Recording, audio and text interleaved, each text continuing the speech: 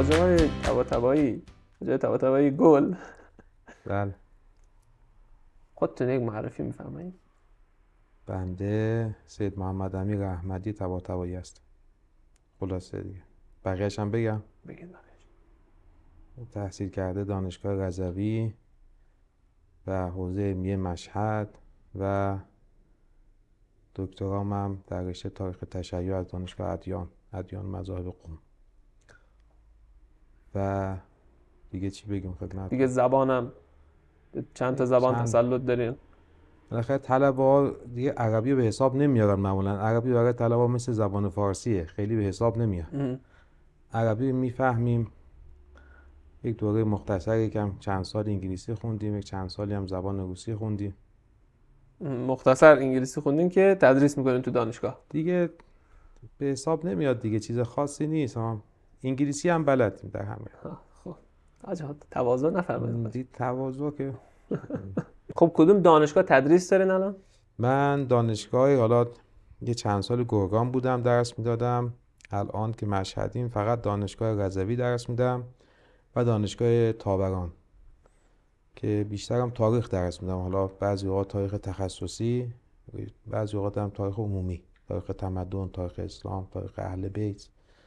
تاریخ تخصصی هم زیاد درس دادیم دیگه، حالا از موضوعات تمدنی تا موضوعات در واقع تاریخ سیاسی، تاریخ تشیع مثلا درس میدیم، تاریخ آموزش درس میدم. زیاد درس دادیم دیگه. سابقه تدریس ما زیاده، یعنی هر ترم با یک موضوعی تقریبا درس داشتم. از کدوم دوره تاریخی بیشتر بدتون میاد تو تاریخ ایران؟ والا تاریخ خیلی وسیعه، ولی اون دوره که بیشتر آزار میده و هر دفعه که میخونمش اذیت میشم تاریخ مغوله. تاریخ مغول. چرا؟ خب اینقدر میزان جنایت‌های مغول و خیانت‌های داخلی زیاده، از دو طرف آدم آزار میبینه.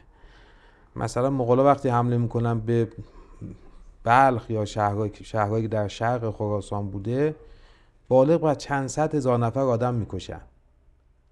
توی کتاب‌ها بعضی کتاب‌ها نوشته که برخی از سربازهای مغولی مثلا چند صد نفر آدم میرسید که اینا باید شب تا صبح میکشتن.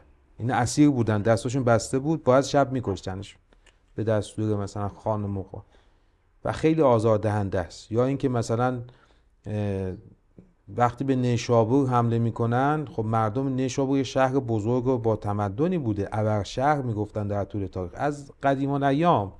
یعنی نیشابور شهر مهمی است، حتی در دوره هخامنشیان، دوره ساسانیان، کشور شهر تاریخدار است.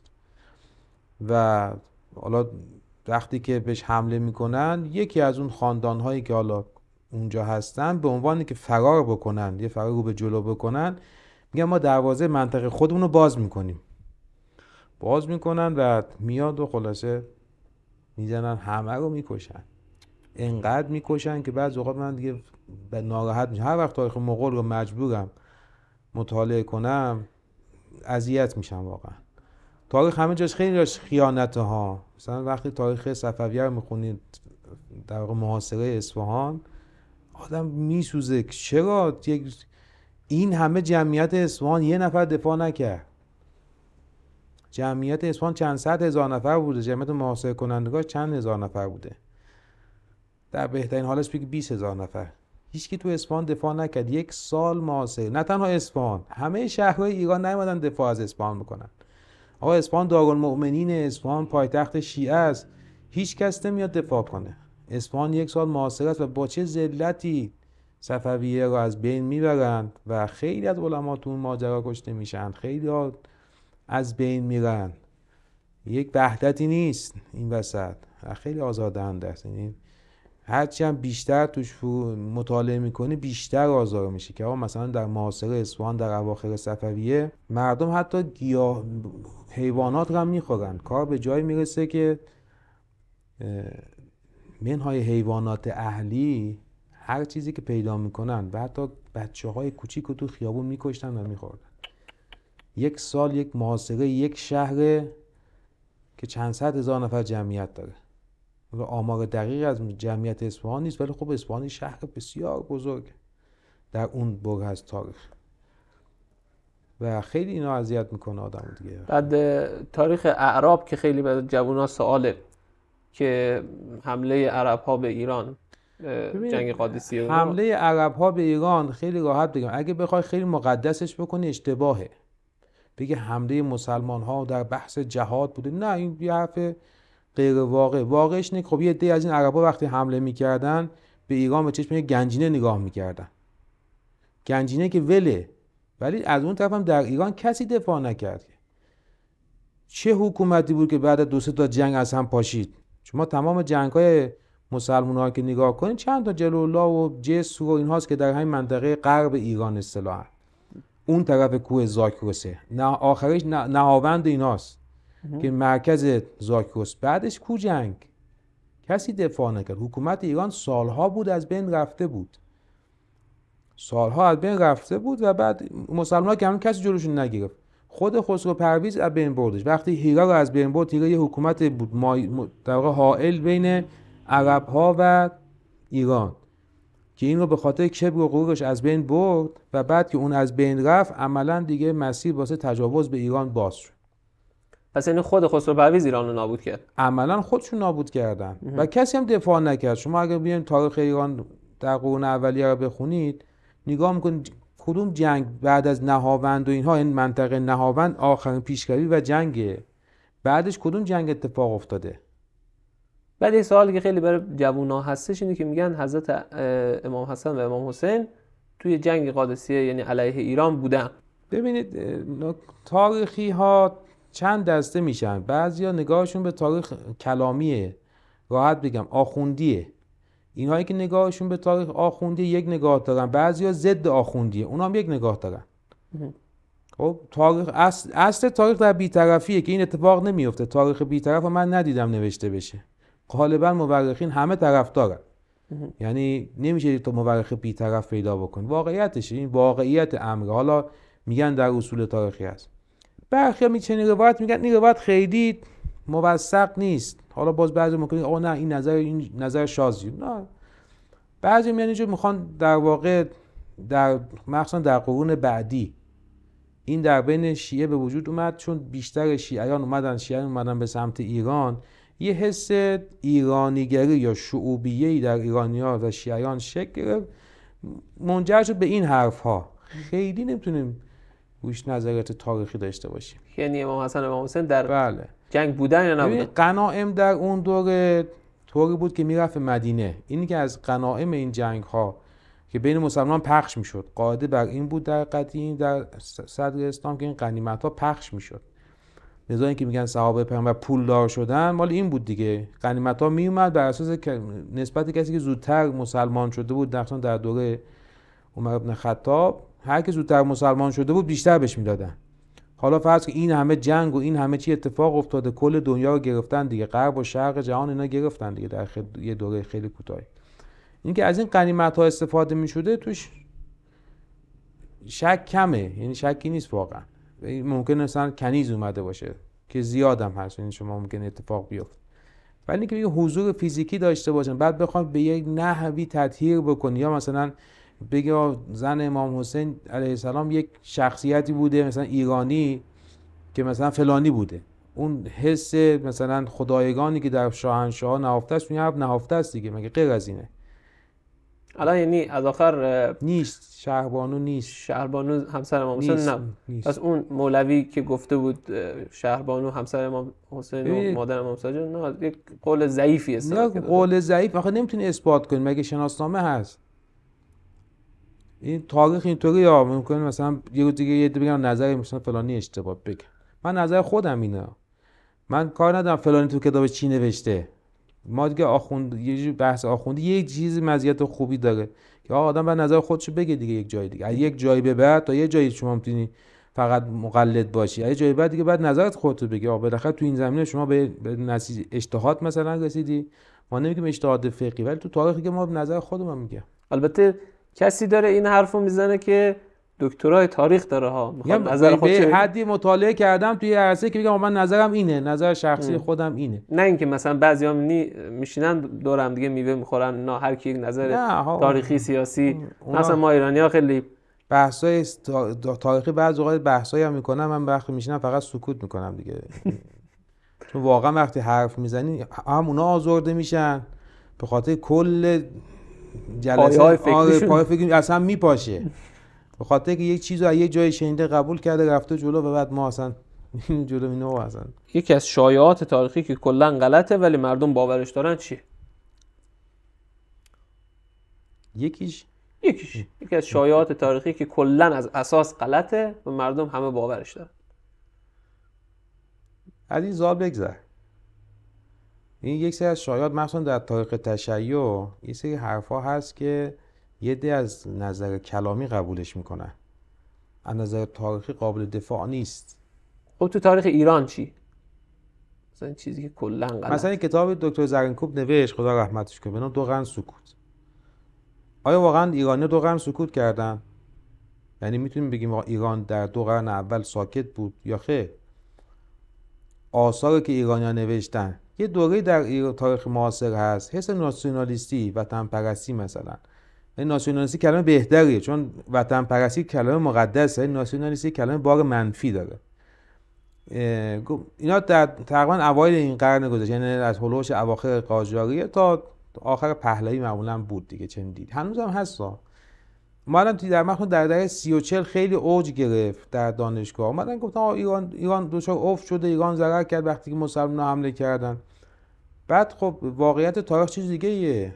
ایرانی‌ها اصلا ساکت نبودن، حتی در رأس حکومت بودن، جزء بدنه خود عباسیان بودن در 2 قرن اول. حتی در دوره در دوره مخصوصا بنی امیه مقدار ایرانی‌ها، چون بنی امیه بدنه عربی داشتن ولی اونها هم از ایرانی‌ها از استفاده می‌کردن. در مثلا کلمات درباری در دربار اموی و عباسی فارسیه، یعنی اینا فرهنگ استفاده از در واقع حکومتی نداشتن، یا از روم استفاده میکردن یا از ایران استفاده میکردن. امویان چون به روم نزدیکتر بودن یه مقدار ادبیات رومیشون بیشتر میشه.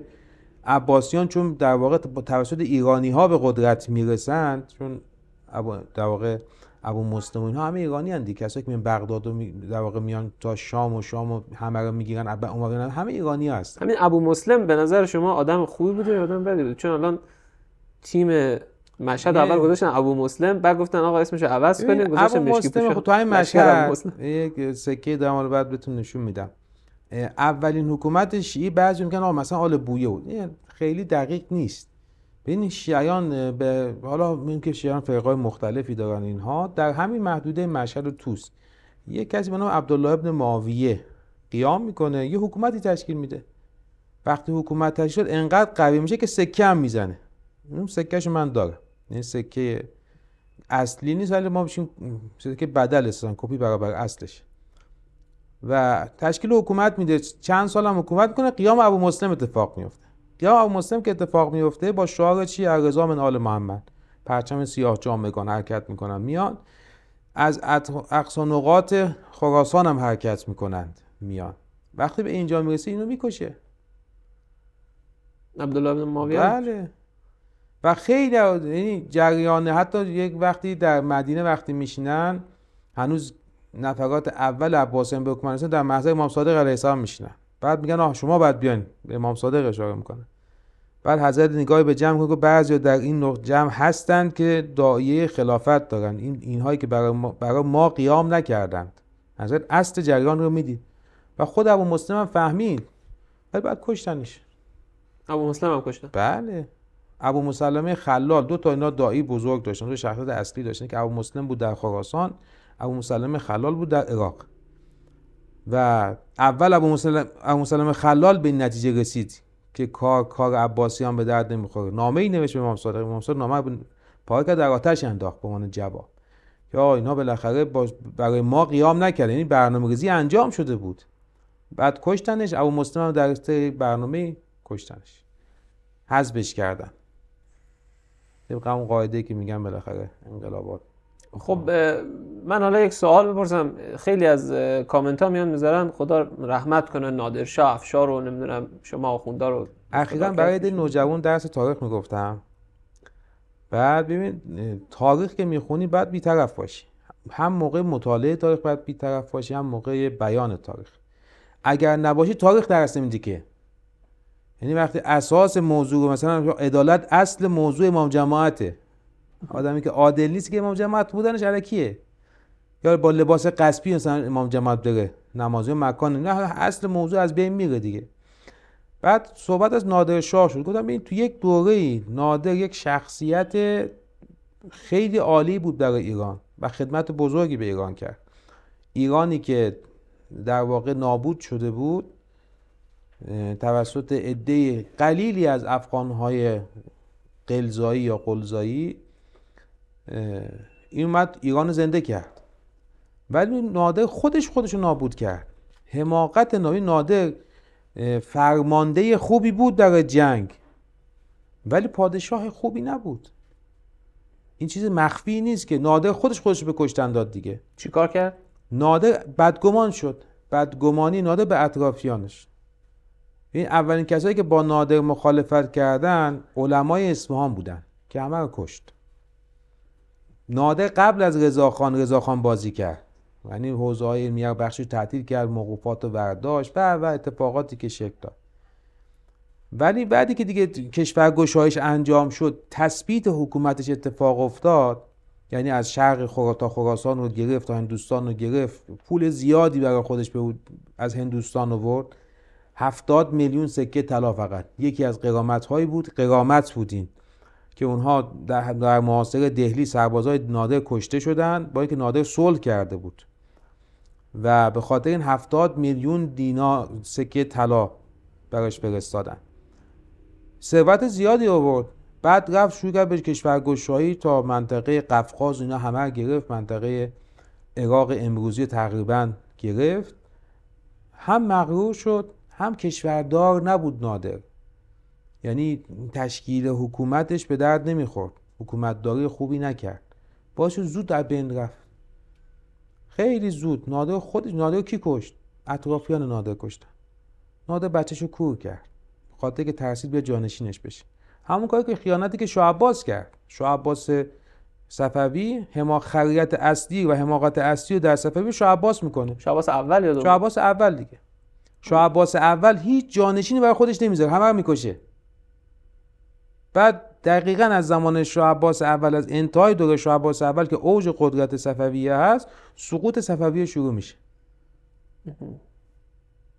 نادر هم همین کار که منتها نادر هنوز کشورش قوام نیافته بود، کشته شد توسط سران و در واقع افسران خودش که تهدیدشون کرده بود به مرگ، در همین قوچان کشتنش. اگر نادر میمون شاید ایران خیلی وضعیتش بهتر میشه، کارش به لجنزار قاجاریه نمیرسید. قاجاریه انقدر نفرت دارم که شاید نمیرسید. یکی از سوالا همینه که لجنزار قاجار از هر جاش بپرسین لجنزاره. شاهان بی اراده پس فطرت زنباره‌ای که از اول تا آخر زندگیشون در حرم سرای، خلاصه پادشاهان قاجار. بعد قاجار بدتره؟ این سوال کلیدیه.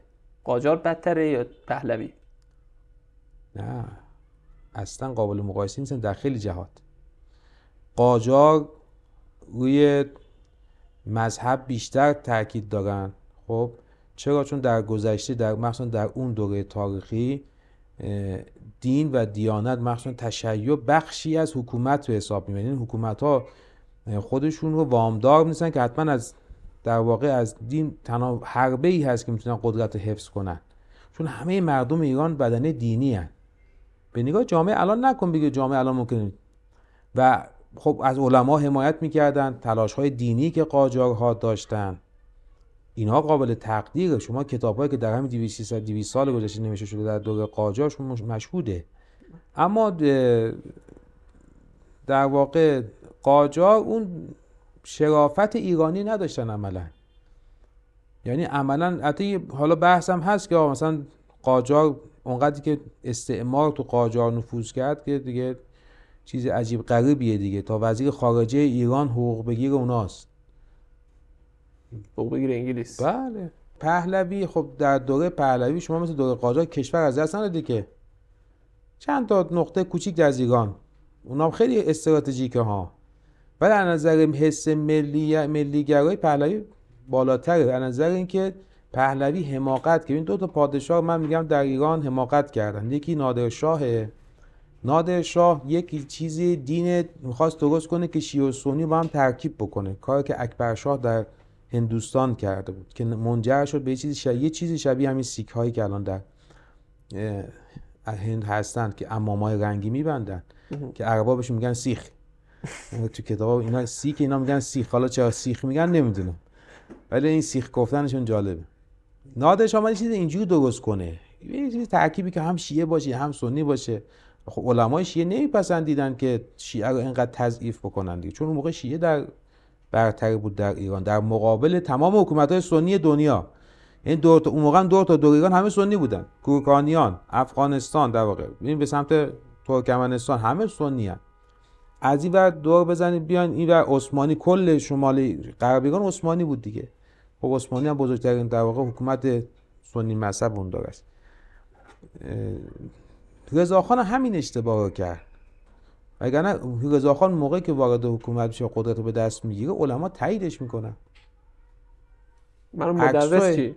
عکسای ببین مرحوم مدرس یه جایی مقابل رضاخان میسته، ولی خب چیزی نیست که ازش دفاع بکنه. آخه پادشاهی قاجار چیز قابل دفاعی نیست. میرن تو کرمانشاه تشکیل دولت ملی رو میدن، ولی قدرتی ندارن که.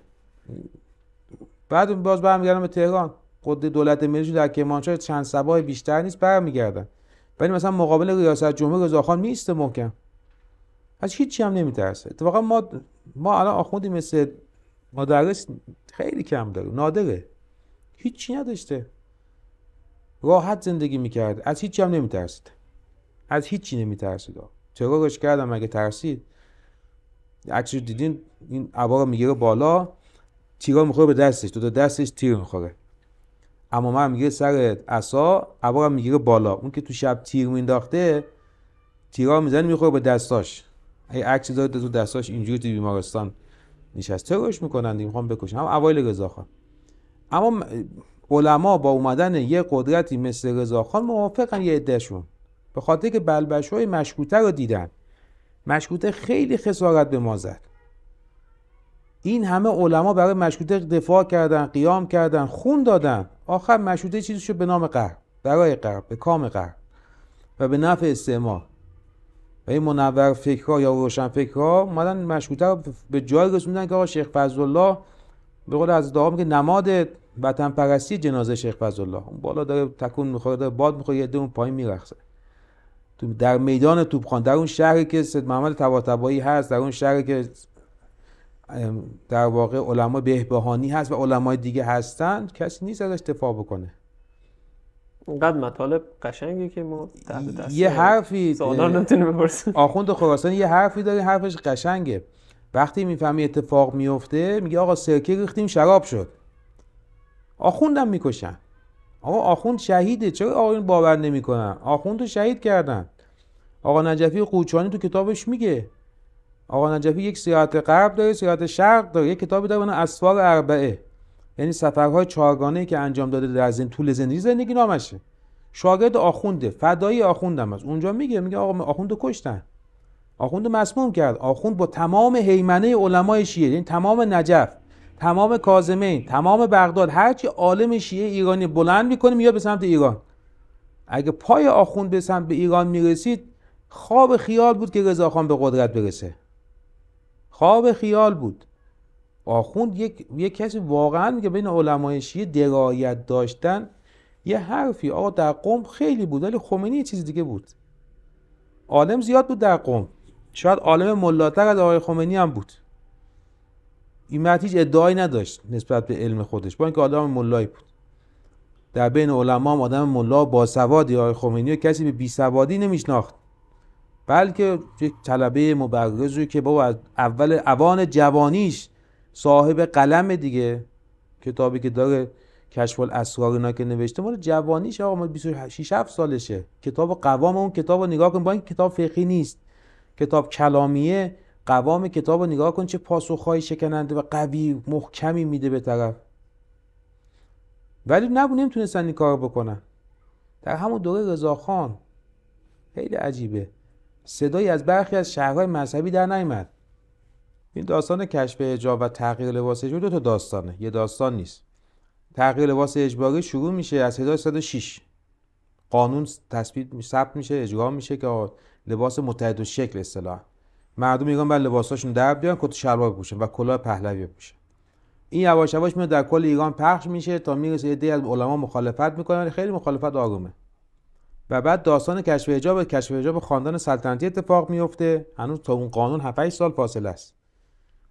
در 1307 که در مرحوم بافقی تنها در قم اعتراض میکنه که رضاخان میره زیر بار چکمه و کتک کنه، تبعیدش میکنه به یزد، بقیه سکوت میکنن. این داستان ادامه پیدا میکنه، حتی این تغییر لباس اجباری به جای میرسه که میگن آقا طلبا بعد اگه میخوان لباس بپوشن باید مجوز داشته باشن. این وقت میگم علما از حکومت پهلوی اول حمایت کردن تا موقعی که ضدیتش رو با دیندار مردم مشخص نکرده بود. این بود علمای مشهد من گفتن ایراد نداره، از این بعد طلبایی که میخوان لباس رسمی بپوشن و مجتهد باشن باید یه شرایط علمی داشته باشن. این که پیش حرف بدی نیست، الان هم تو حوزه عملا همینه.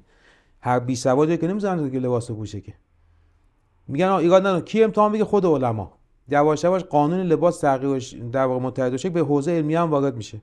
طلبه‌ای میتونستن لباس بپوشن که آزمون‌های علمی از نزد علما داشته باشن. ما میگیم مثلا اجازه اجتهاد، نه خود اجتهاد پایین‌تر داشته باشن، یعنی امتحان میشدن هر سال در اردیبهشت. ما در مشهد علمای مشهد مثل علما مختلف مشهد، از مرحوم آقازاده خراسانی، مرحوم میرجواد که کوچیک‌تر، شیخ هاشم قزوینی، مرحوم هاشمی و علمای بزرگ مشهد جمع میشن، آزمون میگیرن، مجوز میدن. کار فراتر میره، به کشف حجاب عمومی میرسه. باز اولین کسایی که تو قیام میکنن در کشور 2 دستن، یکی در اصفهان قیام میکنه آقا نجفی قوچانی که زودتر حتی برای لباس متحدالشکل اعتراض میکنه که اعتراضش میاد به تحصن در قم میزه و اونجا شهیدش میکنن. من قبول ندارم این آدمو یک دفعه از بین برن، وسط اعتراض طرف یک دفعه فوت میکنه. این اصلا نمیشه قبول کرد به این حرفا به راحتی. بعد از اون علمای مشهد که قیام میکنن که منجر میشه به اعتراض رسمی تلگراف و حتی اعتراض عملی آقا حسین قمی به سفرش به تهران و تبعیدش. و این اتفاق واقعی مسعود گوهرشاد در اعتراض به تبعید آقا حسین قمیه که در واقع یکی از علمای معروف شهر مشهد هست در اون دوره. خب این که علما در طول تاریخ با علم و تکنولوژی و مثلا میگن دوش میومده میگفتن استفاده از دوش حرامه، یا مثلا نمیدونم یا رشوه‌ای که مثلا گرفتن، این که میگن قند تو چایی میزنن غسلش بدن و فلان، و یک داستانی هستش میگن اول یک از علما گفته آقا قند نجسه چون اون کمپانی قند انگلیسی اون حق حوزه علمیه رو قطع کرده بوده. بعدش گفته آقا فروششون که اومده پایین گفته آقا ما غلط کردیم میایم برمیگردونیم بیشتر هم میدیم. بعد گفتن آقا اشکال نداره قند بخورین مردم. بعد مردم گفتن خب شما که گفتی نجسه، گفتن خب توی چایی بزنین غسلش بدین پاک میشه. این حرفایی که میزنن بیشتر شوخیه. این کدوم علما با علم مخالفت؟ ابن سینا کی بوده؟ ابو ریحان بیرونی کی بوده؟ میگن اینا لباساشون آخوندی بوده، نه خودشون آخوند نبودن. به قول انگلیسی میگه یو کیدینگ، شوخی میکنی. شوخی اینا کجا این حرفا چیه؟ اصلا علم در اون حوزه بوده. شما مرجع دینی به غیر از حوزه علمیه در تاریخ ایران نداشتی. مدرسه ها حوزه های علمیه بودن دیگه. حوزه های علمیه مرکز علوم بوده. مگه شما یونیورسیتی داشتید اون زمان؟ آقا این چه حرفی آخه بزرگواران میزنن؟ همه اینها دو علوم مختلف در دوره گذشته اینطور بود. هر فرد باید علوم مختلف رو میخونده. بله تو حوزه علمی هم همه علوم خواجه نصیرالدین طوسی با این نوشته‌های که عجیب غریبی که داره به اندازه به قول استاد ما به اندازه 1000 تا عالم کار کرده، در کدوم علم ننوشته؟ آقا یه منجم، یه متکلم، یه مفسر، یک آیت الله عظمای رساله می نویسه به یک معنایی. کیه مولا نصیر؟ این قضیه که با دوش خواجه نصیر این که با دوش مخالفت کردن اینها چیه؟ نه داستانای خودشو داره. قند وارداتی بوده. الان اگه یه چیز جدید وارد کشور شما بشه حکم شرعیشو باید بدونید دیگه. خب شما که در قدیم نمی‌تونن چنین تفحص بکنن ببین منشأش چیه. در ایران شکر استفاده می‌شده، نبات وجود داشته که فراوره‌های قند شکری بوده، ولی قند تاریخچه خودشو داره و بعد تاریخچه قند تلفیق میشه با جنگ ایران و روس و قند ایران بیشتر از روس میومده. شما روسی کم خودت میدونید استکان چیه؟ روسیه. درسته؟ اینا ما نزدیک 3000 تا 4000 تا فاجعه داریم که الان از روسی وارد کلام ما شده. اینها بالاخره احکامی بوده که نمیدونستن. آقا آب جاری حکمش چیه؟ این آبی که در لوله هست آیا جاریه یا جاری نیست؟ خب این قندی که میزنن تو چای غسلش میدن اینا حالا اینا دیگه شوخیایی که بعضی اوقات میخوان درستش کنن. من مطالعه تاریخ معاصر چیزی ندیدم حقیقتا. شاید مثلا این شوخی‌های تاریخی من مطالعه نکردم، نمیدونم. ولی همیشه در دوره‌های مختلف افرادی هستن که نظرات شاذ دارن. این هست در حوزه علمیه هست. همین الانش مگر نیست؟ همین الان مگر نداریم؟ نظرات شاذ خودشون دارن. حالا منبع حرفاشون چیه خودشون میدونن، خدای خودشون. بعضی اوقات مشخص میشه به کجا وابستن، این به خاطر فلان وابستگیشون حرفا رو میزنن. ولی تو تاریخ از این حرفا این شوخیه. با شما دارید از این چیز دارین صحبت میکنید. در همین مشهد ما میرزا حسن رشدی تو تبریز مدرسه ساخت، دبستان زدنش، مدرسه آتیش زدن، دوباره ساخت، دوباره بلا سرش رو فرار کرد. اومد کجا مدرسه ساخت؟ کجا؟ مشهد. از تبریز اومد مشهد، از غرب اومد به شرق، تو مشهد حمایتش کردن علما. تاریخ آموزش پرورش و این آموزش پرورش اگه بودن سکته میکنن. یعنی علمای تبریز مدرسه‌شو نه آتیش زدن، مدرسه رو آتیش زدن. میگن اولین دبستان رو درست کرد دیگه. حالا بعد من گفتم بابی بود و اینها، یکم سخت قبول این حرفا. در قدیم هر کی می‌خواستم فوش بدم گفتم بابی. مثلا اول انقلاب که برکی می‌خواستم فوش بدم ساواکی تموم شد دیگه مشخص. طرف می‌خواستم من ساواکی نیستم، تخ می‌زد اینقدر می‌زنش تا موقعی که متوجه میشن ساواکی نیست یا می‌مرد، چون اینقدر که مردم نفرت داشتن. بابی هم همینطور، از بس که می‌کشن اینها شیعیان و علمای شیعه رو، مردم بهشون معترض میشن بالاخره دیگه و بعد حکومت و مردم فتوا میدن و یواش جمع میشه. و بهاییه اتفاق این کمی من قبول ندارم. شاید هم تحقیقات من کمه، شاید یکی بیاد بگه من سند دارم، من ندیدم سندی بر این حرف شد.